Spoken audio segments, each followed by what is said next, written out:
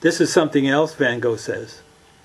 To sacrifice all personal desires, to realize great things, to obtain nobleness of mind, to surpass the vulgarity in which the existence of nearly all individuals is spent. You see, he wanted to uplift himself and everyone around him through art. He had a vision of art that was beyond the normal pale of people who are artists who just did it for money, or they had these creative ideas, they would do them, but they were in the money, in the business of art. He was not in the business of art. He gave all his paintings to his brother. He hoped his brother could sell them so his brother could get back some of the money he had been giving him, but he wasn't painting this in order to be a calm art, in order to make money. Van Gogh suffered as Jesus suffered. Jesus suffered on the cross. That's why I used the cross. Van Gogh suffered. Jesus died on the cross. Van Gogh died. That's why I used the cross. And later, Jesus was resurrected. Later, Van Gogh was resurrected. That means his art eventually got to that orbit that I talked about, in which he became one of the great artists of all time. To me, he's the greatest of all time, period. But, you know, that's because he strikes such a note in me. So that gives you some idea what I'm talking about here now. I talk about religious art being a religion, who the person is that I can point to and say, this is the true artist. You see, I became aficionado before I became an artist.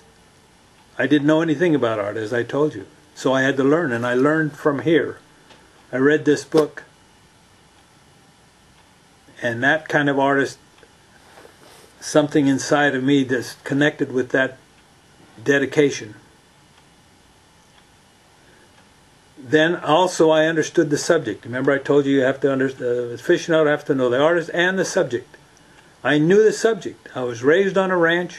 We had orchards, we had plowed fields, we had hay stacks, we had vineyards, we had it all. And as a kid, I ran through those orchards, and I knew them, and I understood them, and I saw things in the orchards when I was a kid that when I saw his paintings, I knew what he was doing, and it struck me. That's why it's important for an aficionado to know the subject, to know what it is. I knew what he was doing when he painted those orchards and so on, the plowed fields. I had seen it as a child, and I knew it. And I felt deeply about it. And when I saw the paintings, I connected. That made me an aficionado.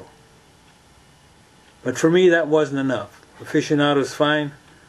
Most people can't make the next step, but I made the next step, which was difficult. I quit my job, dedicate my life to art, regardless of what it was costing me, and I did not do it for money.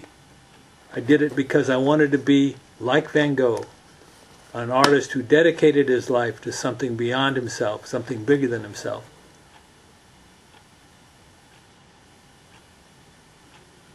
So that's what I'm here for. We're going to talk about this as the weeks go on.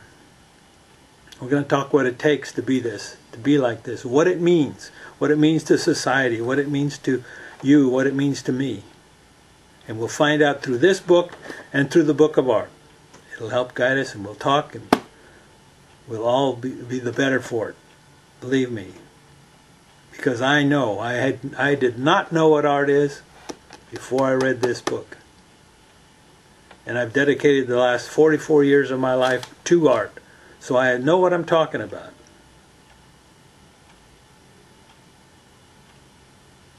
So, that's it for this week. Go to my website, send me an email. Come back next week.